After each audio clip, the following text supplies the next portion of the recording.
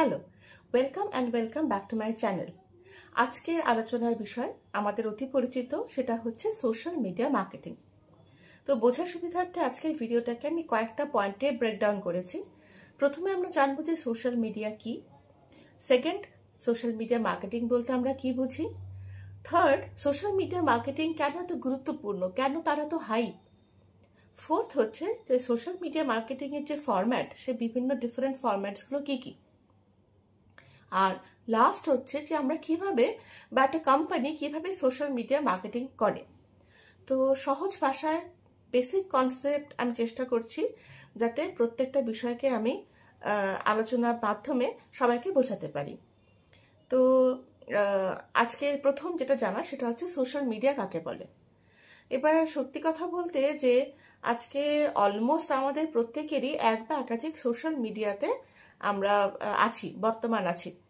যেহেতু মানুষ একজন সোশ্যাল বিং, সে সামাজিক একটা জীব, তাই সে সবসময় চায় তার আশেপাশে সবার সঙ্গে ইন্টারাকশন করতে, তার মতামত আদান প্রদান করতে, যোগাযোগ রাখতে। এবার যেহেতু আজকে আমাদের জীবনযাত্রা বা লাইফস্টাইল এত ফাস্ট, তাই ইচ্ছে থাকলেও আমাদের পক্ষে সবার সঙ্গে কিন্তু ফিজিক্যালি সেখানে উপস্থিত থেকে যোগাযোগ করা সম্ভব হয়ে ওঠে না। তাই এই যে আমাদের বিহেভিয়ার, সবার সঙ্গে যোগাযোগ রাখা, সেটাকেই কিন্তু আমাদের সুবিধা করে দিয়েছে ভার্চুয়াল প্ল্যাটফর্ম বা সোশ্যাল মিডিয়া। তো সোশ্যাল মিডিয়ার থ্রু আমরা ফেসবুক হোক, ইনস্টাগ্রাম হোক, হোয়াটসঅ্যাপ হোক, ইউটিউব হোক, আমরা আমাদের উপস্থিতিকে আমরা সেখানে জাস্টিফাই করতে পারি। আমি আমাদের যে চেনা পরিচিত বন্ধু, আমাদের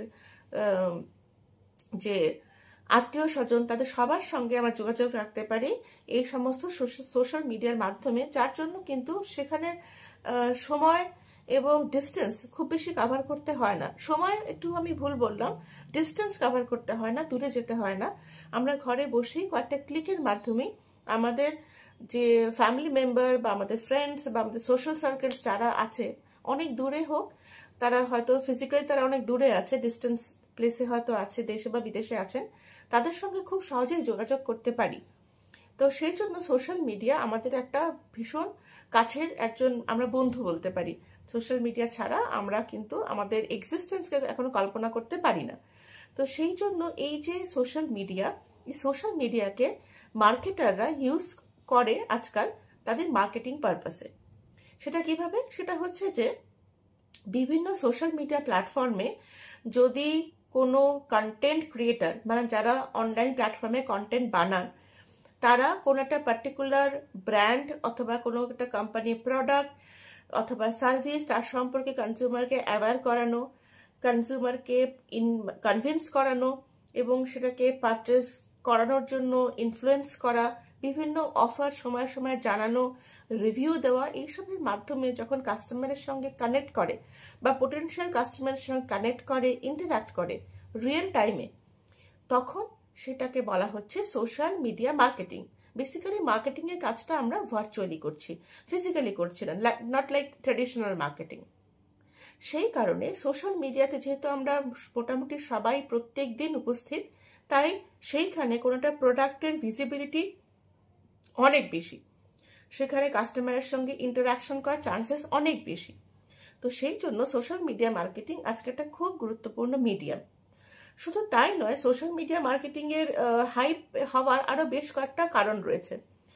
তার মধ্যে একটা বিশেষ কারণ হচ্ছে যে আমরা কাস্টমারের সঙ্গে রিয়েল টাইমে কানেক্ট করতে পারি এবং ইন্টারাক্ট করতে পারি। যদি কাস্টমারের কোনো কিছু কোয়েশ্চেন থাকে, কোনো কোয়ারিজ থাকে, কোনো ডাউট থাকে, সেটাকে আমরা অ্যাড্রেস করতে পারি। নট লাইক দ্যাট, আমরা খুব কম খরচে, কস্ট ইফেক্টিভলি আমরা অনেক দূরে অ্যাক্সেস করতে পারি থ্রু সোশ্যাল মিডিয়া, যেটা হয়তো ট্রেডিশনাল মার্কেটিংয়ে অনেক খরচ সাপেক্ষ ব্যাপার। তো সেইটার একটা বিশাল সুবিধা আমাদেরকে দেয় social media marketing. Social media marketing এর মাধ্যমে আমরা electronically word of mouth spread করতে পারি, যেটা মার্কেটিং এর একটা ভীষণ গুরুত্বপূর্ণ দিক। এবার ওয়ার্ড অফ মাউথটা কি? ধরুন ফর এক্সাম্পল, আমি একটা প্রোডাক্ট কিনলাম এবং সেই প্রোডাক্টটা ব্যবহার করার পর আমি বেশ স্যাটিসফাই হলাম, আমার ভালো লাগলো। তাহলে স্বাভাবিকভাবেই আমার যে ফ্রেন্ড সার্কেল, আমার ফ্যামিলি, আমার নোন সার্কেলস এর মধ্যে কিন্তু আমি সেই প্রোডাক্টের ব্যাপারে আলোচনা করব যে এই প্রোডাক্টটা কিনেছি, কত সুবিধা পেয়েছি, ব্লা ব্লা ব্লা। তাহলে এই ব্যাপারটাকে বলা হয় word of mouth, which is absolutely organic. মানে আমাকে কেউ স্পন্সর করেনি। তাহলে আমি কোনো একটা প্রোডাক্ট ব্যবহার করার পর আমি আমার আশেপাশের লোকজন চেনা জানার মধ্যে ধরুন 20 জনকে যদি আমি ওয়ার্ড অফ মাউথ বলি, তাহলে যেহেতু আমার পরিচিত লোককে আমি বলছি, তো তার একটা ইম্প্যাক্ট আমার পরিচিত লোকের উপর পড়বে। নেক্সট টাইম সে যখন সেই জিনিস বা সিমিলার জিনিস কিনতে যাবে, তখন কিন্তু আমার রেকমেন্ডেশনের কথা তার মনে পড়বে। তাহলে এই বিষয়টা যদি আমরা ভার্চুয়ালি করি, তাহলে হবে কি, আমরা একই সাথে অনেক জনের কাছে পৌঁছাতে পারবো। অবভিয়াসলি কন্টেন্ট ক্রিয়েটাররা যেহেতু এখন অনেক বেশি ভ্যালুয়েবল, তাদের মতামত অনেক বেশি সিগনিফিকেন্ট, তাই তাদের মতামতের উপর ভিত্তি করে কিন্তু আমরা খুব সহজে ইলেকট্রনিক্যালি ওয়ার্ড অফ মাউথ সেখানে স্প্রেড করতে পারি।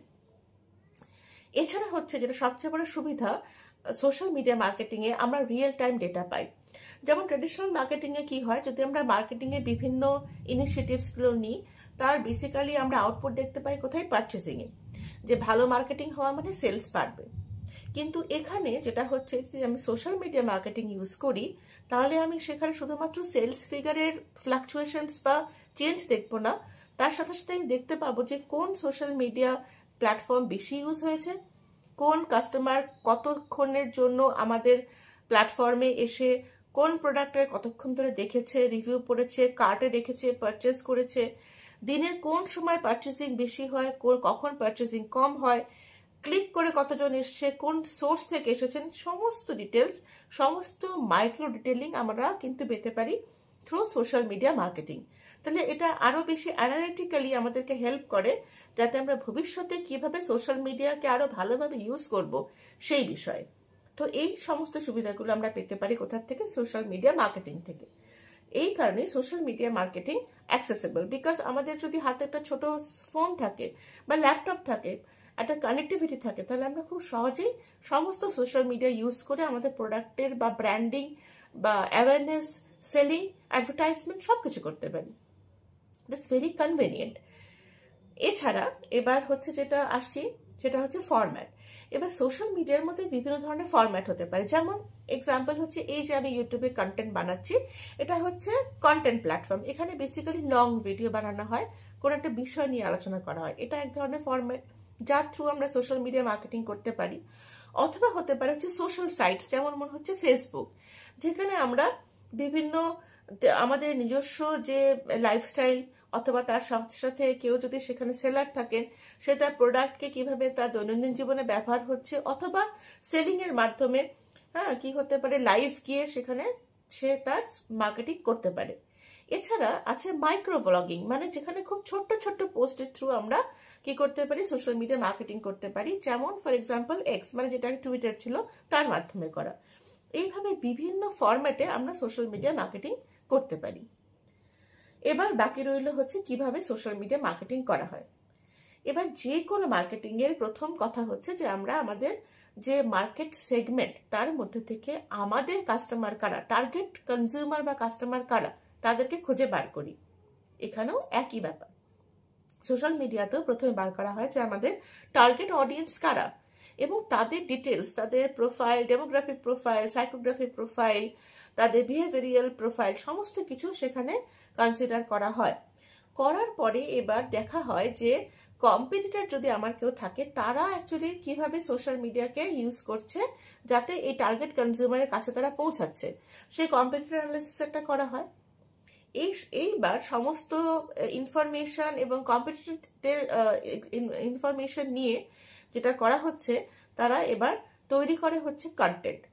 এখানে কন্টেন্ট তৈরির সময় দুটো জিনিস মাথায় রাখতে হবে। একটা হচ্ছে কন্টেন্ট মাস্ট বি, হতে হবে ক্রিয়েটিভ, আর সেকেন্ড হচ্ছে হতে হবে এনগেজিং। তার মানে খুব সুন্দর কন্টেন্ট হলো এটাই শুধুমাত্র নয়, আমাকে এমন কন্টেন্ট হতে হবে যাতে কাস্টমার সেখানে রিটেন হয়। বিকজ আমাদের আজকাল যেটা প্রবলেম, আমাদের অ্যাটেনশন স্প্যান ভীষণ কম, যার জন্য আমরা রিলস বা শর্টস দেখতে খুব ভালোবাসি rather than long content, long format. কিন্তু কোনো একটা বিষয়কে ভালো করে বুঝতে গেলে লং ফরম্যাট ছাড়া কোনো গতি নেই, তাই এনগেজিং কন্টেন্ট তৈরি করতে হবে। তো এইভাবে আমরা কি করি, কন্টেন্ট বানাই, এবং কন্টেন্টটা বিভিন্ন সোশ্যাল মিডিয়া প্ল্যাটফর্মে থ্রু সাম ইনফ্লুয়েন্সার, কন্টেন্ট ক্রিয়েটার বা সেলার আমরা কি করি, সেটাকে মার্কেটিং করি। এইবার সোশ্যাল মিডিয়াতে মার্কেটিং করার পরে, প্রমোট করার পরে পোস্ট ফেজে দেখা হয় যে সোশ্যাল মিডিয়া থেকে ট্রাফিক কেমন আসছে, পারচেজিং বেড়েছে কিনা, না সেখানে কোনো ধরনের ডাউন সাইজিং আছে। সেই সমস্ত কিছু দেখার পর, ইন্ডিকেটরগুলো অ্যানালাইসিস করার পর ফার্দার মডিফিকেশন করা হয় প্ল্যানে। তো মোটামুটি এইভাবে সোশ্যাল মিডিয়া মার্কেটিংয়ে কাজ করা হয়। তো এই হচ্ছে আপাতত একদম শর্ট ফরম্যাটে সোশ্যাল মিডিয়া মার্কেটিং। আশা করি যে বেসিক কনসেপ্ট হয়তো প্রত্যেকেরই মোটামুটি ক্লিয়ার হয়েছে। ডিজিটাল মার্কেটিং এর আরো বাকি টুলস সম্পর্কে জানতে গেলে আমার চ্যানেলের মধ্যে আরো ভিডিও দেওয়া আছে, সেগুলো আপনারা চেক আউট করতে পারেন। এবং এর পরবর্তীতে আমরা ডিজিটাল মার্কেটিং নিয়ে আরো বিশদে আলোচনা করব। আশা করি এইটুকু পর্যন্ত একটু কনসেপ্ট সবারই ক্লিয়ার হয়েছে। And that's for today. Thank you everyone.